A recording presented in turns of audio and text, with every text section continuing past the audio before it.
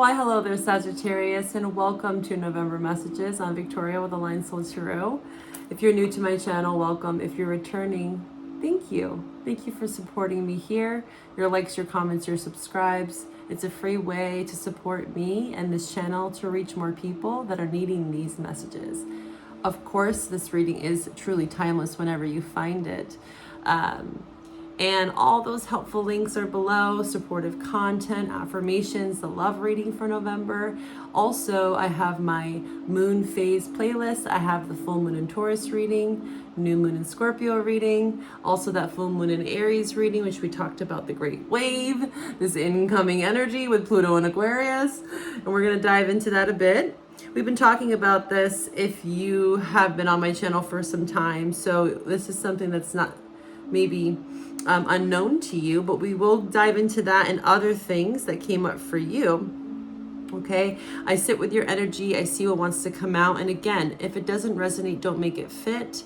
There is messages here for you if you have an open heart and are willing to listen. But again, your intuition, free will, you know yourself best, Sag. Okay, so remember that as you are listening to these messages. So let's talk about it. We're going to talk about some astrology.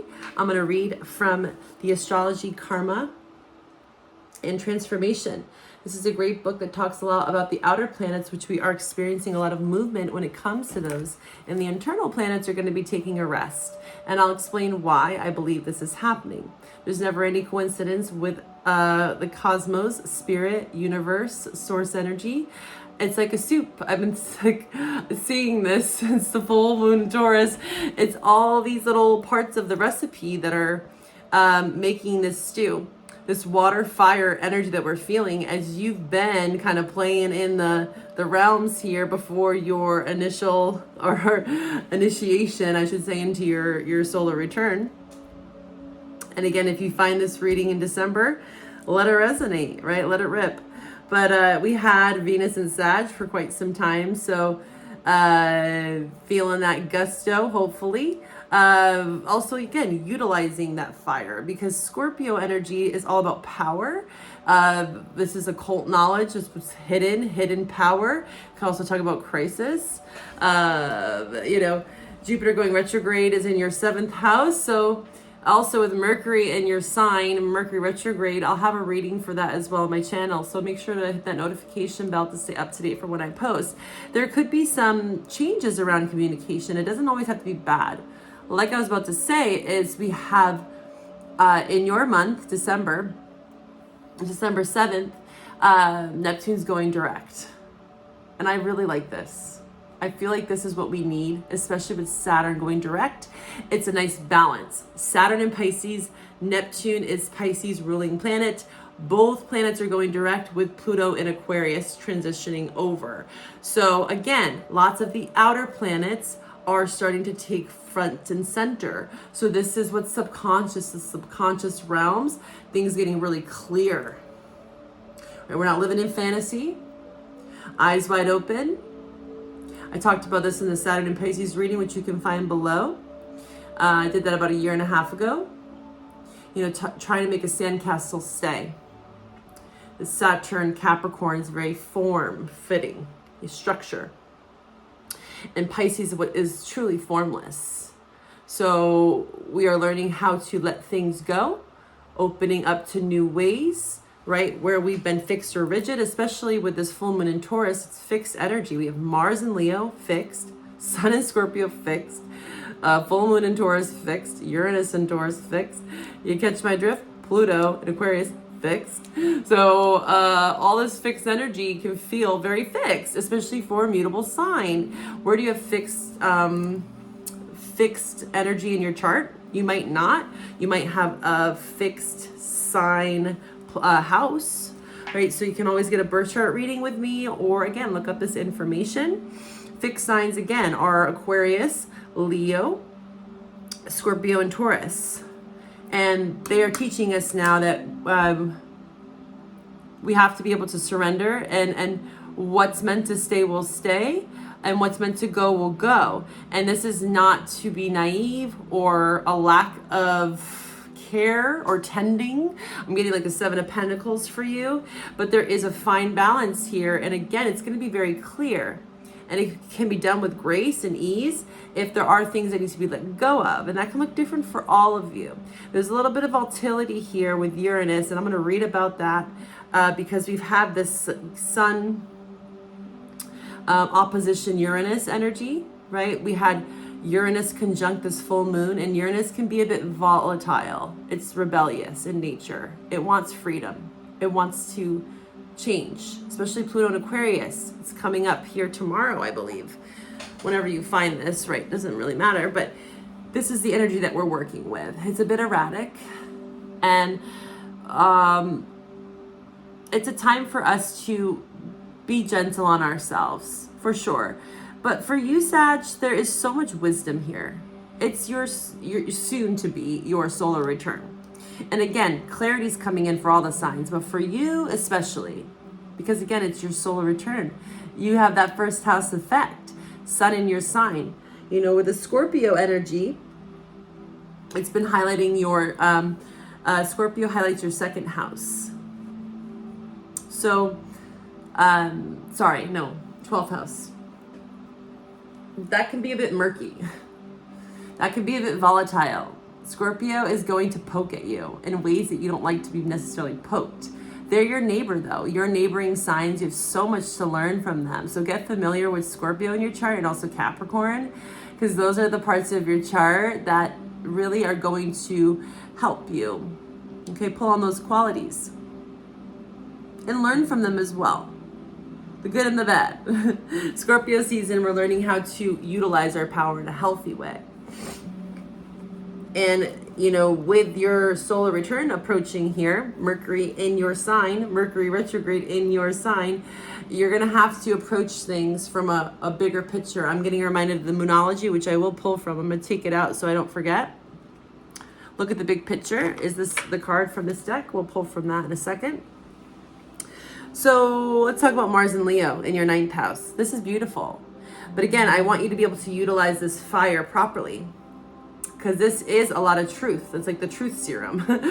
You know, that movie Kill Bill, when she gives him the truth serum and he has to say a lot of things that he doesn't really necessarily want to say.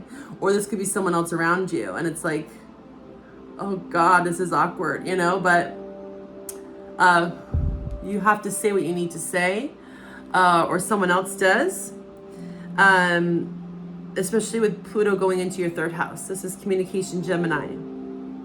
So communication is going to be key for you. It's going to be a big part, a big lesson for you. Saturn direct, Mercury stationing retrograde.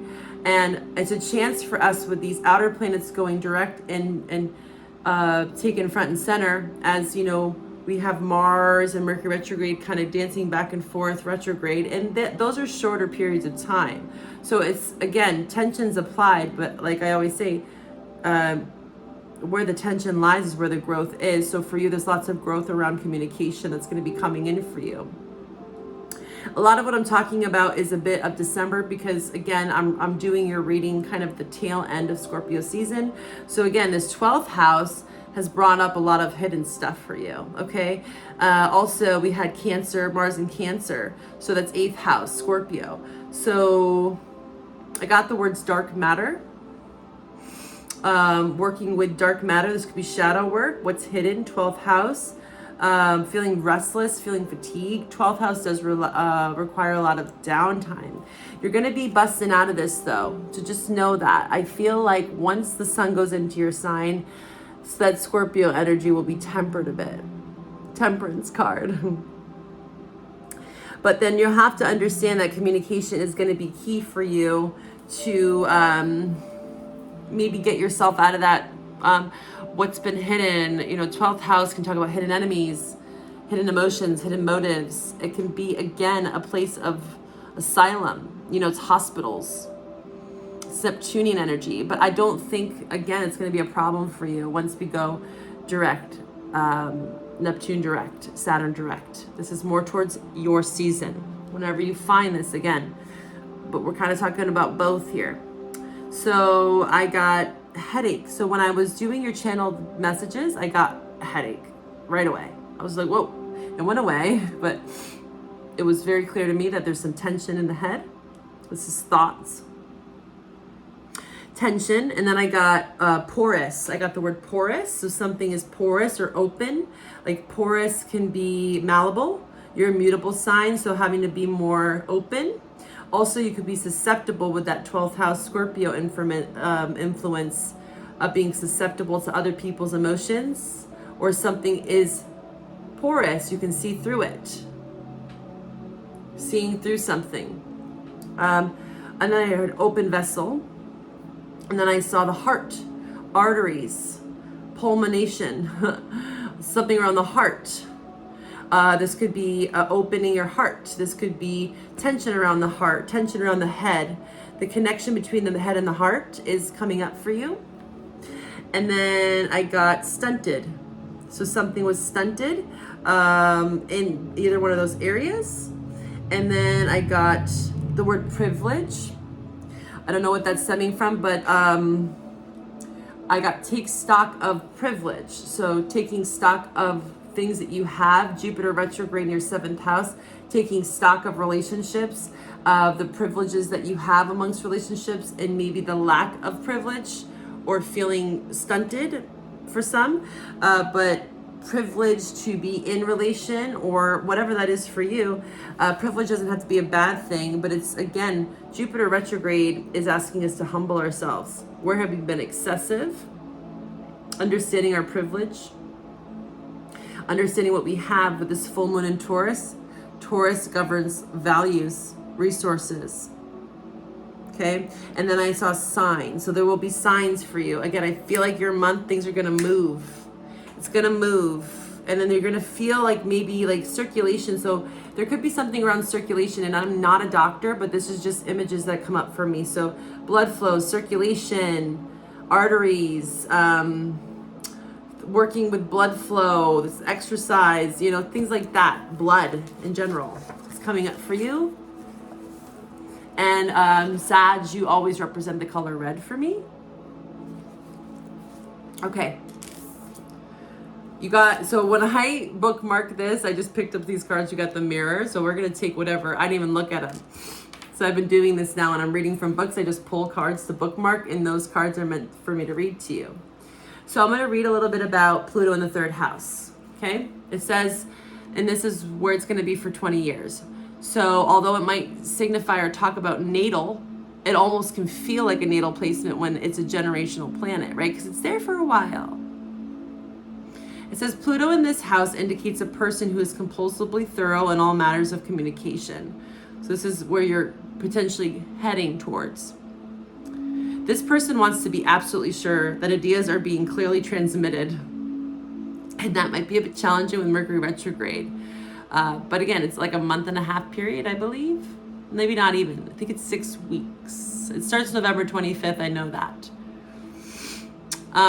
So this could be someone else around you as well. This can manifest as a rather irritable way of speaking with others, or it could be transformed into a creative ability to get to the depths of the human interaction. People with Pluto here may also have great energies which they can direct out their hands in healing work, and they often are naturally talented in forms of research. So this is, again, 3rd house, okay? Communication. This is local communities. This is Gemini. This is knowledge. Gemini is your opposite. So this is fairly harmonious, and the mirror is here to say that something is being mirrored to you in communication. I'm going to read from this for you before we move on to the other page I wanted to read, because this is important. The mirror in communication. 3rd house. Pluto in the 3rd house. Let's see. The mirror is 201, which breaks down to a 3. Never any coincidence. You see how this stuff works? It just works. When it works, it works. When it maybe it's a message for you. When it works, it works. When it doesn't, it doesn't. And then look at, I got the vessel. Something about vessel, artery, the heart. Okay, the mirror. We look into mirrors every day without recognizing them as portals into another realm. They can shatter, flatter, distort. reflect and project an image back to us that we deem to be true. The energy of the mirror is all about self-perception. When the archetype of the mirror appears, we are in the mythic land of Narcissus, who saw himself reflected in a pool and fell in love with his own image. So compelled by his reflection, he could not turn away, a fixation that eventually led to his death. Recognize the power and danger of the mirror. It is a construct, one that may drive a shard between you and your true self. The mirror contains tricksters' energies. Put the phone down, stop with the comparisons, and let the mirror stand empty for a while. Rest with the one inside. So this is where you're going. 12th house could have been a bit murky for you. This is deep awareness, pure awareness, self-image, self-worth, but again, this is also mirroring with the 3rd house. Is there could be mirroring happening, something that's being bounced back to you, because when you think of communication, it's usually a back and forth kind of dialogue, and there's something about something being reflected to you here with Pluto in the 3rd house. Witnessing the deeper self. Speak to yourself gently and kindly in the mirror. It will feel awkward at first, but it is a sure way to become friends with yourself. So this is, again, befriending yourself, doing shadow work, parts work, looking at yourself in the mirror. There's this really cute meme with this little girl, and it was about the parents were trying to, every morning they'd have her look in the mirror and be like, I am lovable, I am worthy, I am kind. It's really cute. Building a kid young, because there's lots of bullying and stuff. So there's something around bullying. Maybe you dealt with a bully, or you feel bullied or were bullied, if I'm bringing that up. All right, so now I'm going to read from this part here. So this is Moon Uranus aspects, which again, this is just in general right now. We had the full moon in Taurus, and it was conjunct Uranus. So it says here, let me find. Realize that the flowing aspects are often rather lazy. Hence, the flowing aspects between Moon and Uranus. Hence, individual does not want to adapt himself to any outside influence and prefers just to maintain his current momentum of self-initiated action.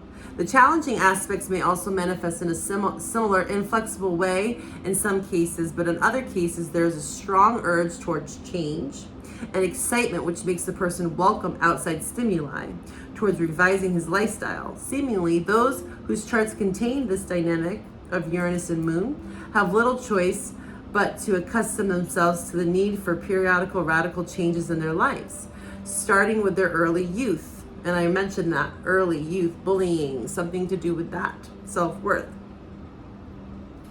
Both types of aspects or planets may be better understood by relating them to the essential meaning of the moon in Aquarius, which again, this is very much for all of us right now because we have Pluto in Aquarius as well, where one finds a strong need for variety and change together with a forceful urge to have control and thus a resistance to change one's mind. Because Aquarius is a fixed sign, we're talking about fixed energy. So it's something about you having to adapt, something about self, what you see in the mirror, being more adaptable, more flexible. 3rd house is adaptable. Geminis they're mutable like you. They're a more broad, full spectrum. This is general themes. And then also it's saying, for further reflection, read the poem I Am Not I by Juan Yamez. I will also, and Yoko Ono's Mirror Piece and Grapefruit. I will link those two below for you, okay? So I'll link the poems. And we got the ring here. Aquarius got this. You might have Aquarius in your chart, or this is just signifying the energies that we were talking about, right? Uranus, conjunct Moon. We have Sun, opposition Uranus. Taurus, Scorpio energy for us right now. So this is all stuff that we're working with. And the ring talks about cycles, okay? And this is also something like an object, something that needs to be released is what the ring talks about. This could be like having to release an old part of self, or literally physically an object, right? A ring, something that you hold true to you, something that's sacred, a part of self, something that you see in the mirror, okay? All right, let's pull from Moonology. Sag, what do we got for Sag? Ancestors, guides, allies. Sag, a fiery climax approaches, full moon in Aries. Well, this would be helpful for you to watch that full moon in Aries reading if you haven't, or reflect back to that time. Okay? We just had it. Full moon in Taurus. Yeah, so something between the full moon in Aries and the full moon in Taurus, which we just had. There was, your dreams need a practical plan. So what I'm getting off of this is from full moon in Aries, since full moon in Taurus, which we just had, there was a fiery climax. That's that 12th house that you were experiencing with all that scorpionic influence. Okay? Because also Aries and Scorpio both govern Mars. So there's a climatic, something reached climax. It reached climax. And now it's like, okay, your dreams need a practical plan. Let's come back down to earth. It's time to release negativity. Don't let the past hold you back. Yeah, we're talking about Scorpio season. Also, what's going to help you is to look into your South Node. You could have a South Node in Aries, Taurus, Scorpio, any fixed sign, because fixed is showing up here. So that could be Aquarius, Leo, Scorpio, and Taurus. Fixed moons. You could have been holding on to the past here. Adjustments are required. Yeah, so this is a time for you to have a practical plan, to get more realistic. What's tangible? What do you value? Taurus, feeling into the 5 senses. Also, Taurus represents the physical shoulders, density. What weight are you carrying? What aspects of self can you let go of? Right? The ring, what cycles are you letting go of here? Especially in regards to communication. All right, let's pull from the Tarot. What do I want to pull from you? Yeah, let's do... Actually, we're going to do fairy oracles before we do tarot, because I've been doing it for all the signs. I can't leave you out. I just got the long road from that other deck, so there could be something that felt like a long road. It's you've been on a long journey here. But you're reaching the climax. You're reaching a point, and it's time to release negativity about the past. There's adjustments required around the past, cycles, reframing in communication, research, study, observation. You know, the third house for me is very much like Page of Swords, because it's Gemini. It reminds me of the Page of Swords. Thirst for knowledge. It's like a database system. The one thing I have to warn you about third house, Pluto in the third house, is a lot of restlessness. This is where you need to move energy, okay? Oh, that no, go slow. This is saying slow and steady, but there is, like, slow and steady, you're moving energy, because you can feel a bit restless. So also, Io, the gnome, is saying slow down. You could be a bit volatile, fiery, right? Reaching a climax. Time to release negativity. And the Io, the gnome, I love these gnomes. They're so cute. It's saying go slow. It's like Knight of Pentacles. What else? One more card for Sagittarius. What's the best advice that I can give them for their higher self? For healing, purpose, love, and freedom for Sag. The collection of pixies in reverse.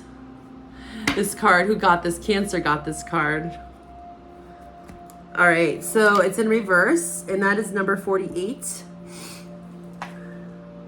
12 breaks down to a 3, talking about, so this is going to talk more about that third house of Pluto in Aquarius transiting your third house for like 20 years. Get cozy. Let's see, 48. You could be 48 years of age. Also, you could be 43. 43 breaks down to a 7, which is 7th house. Jupiter retrograde in your 7th house. Also, Jupiter, Gemini, 3rd house. Lots of 3rd house for you going on here. Okay, let's read about 48 first, because this is connecting in with what we were just talking about. Okay, and this is a collective of pixies. So this is duty, responsibility. And what's funny about this is like doing it with joy, like dancing your way through responsibilities. Also, this is movement. Remember I was saying something about movement? 3rd house does require a little bit of, however you can release energy through movement. And this might be slow. This could be like Tai Chi. This could be energy work, any way that you can release some static energy, because the mind can get really stimulated here, third house. Like anxiety. People with a lot of third house, Gemini, can suffer with, you know, anxiety, restlessness. It says a pixie's got to do what a pixie's got to do. And one thing a pixie has to do is dance. It has to be done. So the flowers can grow, the rhythms of the world, right? Movement. Think about nature and its cycles, much like the ring that we saw there. There's a lot around cycles, the circle of life. It says here, it has to be done. The trees will put down their roots properly. Other processes such as photosynthesis, all these natural cycles of the world that these pixies help move. So something that's been stagnant. I did get that in your meditation in the beginning, right? So I got stunted, stagnant. Like the heart opening a vessel, something that's porous, something needs to be adjusted slowly, tender. Let's read the reverse meaning, because it did come out reverse. It says, when pixies haven't enough to do, they tend to get into mischief together. They decide they ought to leave the travelers astray, chase the farmer's cows from the field, tangle the computer wires and tickle its memory and cross the telephone lines. Make sure that everyone involved knows what they are expected to do here, and that they have enough work to keep them busy without being overloaded. Alternatively, some people may be dragging their feet, not getting their job done, promising and not delivering. Invite them to join the dance. If possible, help them to see the joy and satisfaction that can be found in doing a job cheerfully. Set a good example. So this could be you helping others, right? This is a moment of where you've been maybe going slower, and now they're saying, hey, pick up the pace a little. You got to get the job done, and have a lighter hearted approach to it. I said this to Cancer because they got this as well. It's like what seems to be boring or dull or something that you've been dragging the ass on. You know, it's a time to make play of it, because there is some sort of benefit. It's a natural cycle, right? These pixies come in to move things when things have been slow. And again, there's a process. It's okay to go slow, you know? As you release negativity, as you are purifying, and as you're letting the past go. That's something that you could be releasing. All right, light seers. Sag. Let's get you some tarot messages for my Sagittarius viewers. I want to ring the bell for you just to kind of help you settle into these messages. I know that you've received a lot so far. So release that tension in the head. Take a deep breath. Relax with me, okay?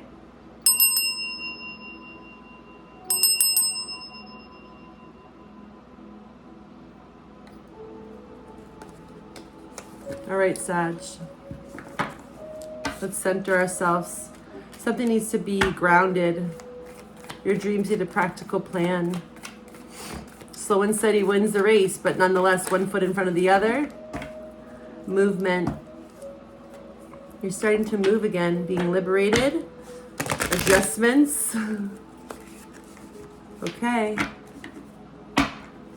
Let's see. Sag. What do we have for Sagittarius? Please show me the truth. Ancestors, guides, allies, ascended masters for my Sagittarius viewers. What do they need to know for their highest and greatest good? What are the messages that I need to relay? I keep saying that. Relay to Sag for their highest good, their healing. What are these adjustments? What do they need to release? What needs to be moved? Yeah, okay, good. Well, that's good. Okay, so you are releasing it. You're shaking some of this burden off. 10 of Wands, this is your energy, so I'm saying you. Also, King of Wands. Male or female, there's your sign. 7 of Cups on the bottom, 3 of Pentacles. Page of Swords, there it is. That's that third house.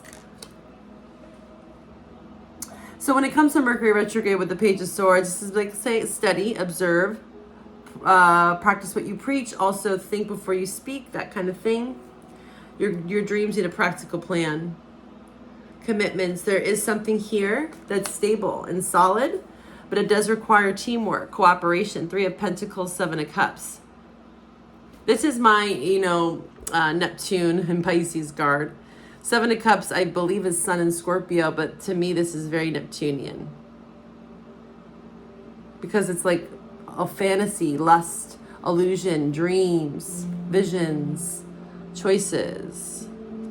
And I think that it being in reverse is saying like you're getting to make more choices about who you want to collaborate with as well. Three of Pentacles. This can also talk about work. It did say from the PISCES, like being overloaded, being overtaxed, helping someone else release a burden. But what you're releasing is that Eight of Swords. Again, the mirror showing up twice for you. So there is something about affirming to yourself things in the mirror. You could be doing mirror work. I did get that message for Capricorn about scrying, but for you, I'm thinking like a mirror work. There are like mirrors, what is that? Water scrying, like glass, like a bowl. But I'm seeing also just like someone looking in a mirror and like, a friend of mine, I've never done this, but a friend of mine was saying, that you can do shadow work when you like really truly look at yourself, and you can kind of see things that are changing on your face when you peer into your eyes, because your eyes are the soul. So there's something about taking the blindfold off because it's in reverse, right? And this woman, she has no blindfold on and she's seeing what's encapsulated in the mirror. So there's something strongly about mirror. You're seeing something in the mirror that's not who you are or don't want to be. Okay, releasing the binds and limitations of this version of yourself. And this person is reflecting on that. They're recovering from that. They're saying, I don't want to be a part of that part of myself. I want to step more into my confidence, self-worth. Leo, Aries, Sag. Foundations, again, this could be around family as well. Fourth house. This is what you are leaving behind.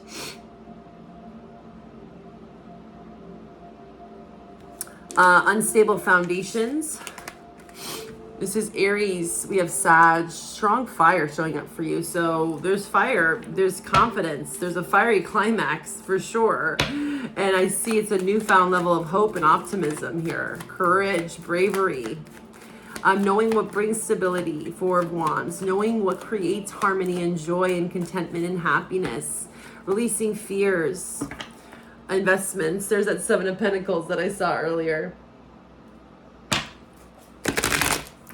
Yeah, this is pretty beautiful for you though. I do think that you are recovering from your own mental imprisonment, from things that kept you bound, and you're stepping more into inspired hope. Again, Fool. Aries, 0. Yeah, releasing the 9. Look at that. Releasing worries. Trying to, at least. Temperance, Star. Healing this, bringing this back into balance. Having a more grounded, practical, steadfast, determined approach. Nurturing self, working on self-worth, tending to the body, the physical 3D, right? The duties and responsibilities of that. There's some imbalance there in the body. This is yours, Temperance, in reverse. Again, it could just talk about, again, like I said in the beginning, was the head and the heart. Something with the connection between both, because the King of Swords is showing up here with the Temperance. 9 of Swords, 8 of Swords in reverse. This is something, your own mental imprisonment that you are now trying to recover from here. All right, we're going to take this to the love reading. I'm going to pull on the Astro Tarot deck to see what signs you potentially could be dealing with in love. Okay, I hope you enjoyed this message. If you're still here, hit that like button, subscribe, hit the notification bell to stay up to date. I'm working on a Chiron series. I'll have that out by the end of November for each of the natal placements. We're working through some Chiron still. Chiron and Aries. Ooh. Let me see. The love reading link will be below, as well as all the songs, affirmations, links that you got. Let's see, Sag in Love. And again, check out that North and South Node playlist, because you did have the Don't Let the Past Hold You Back.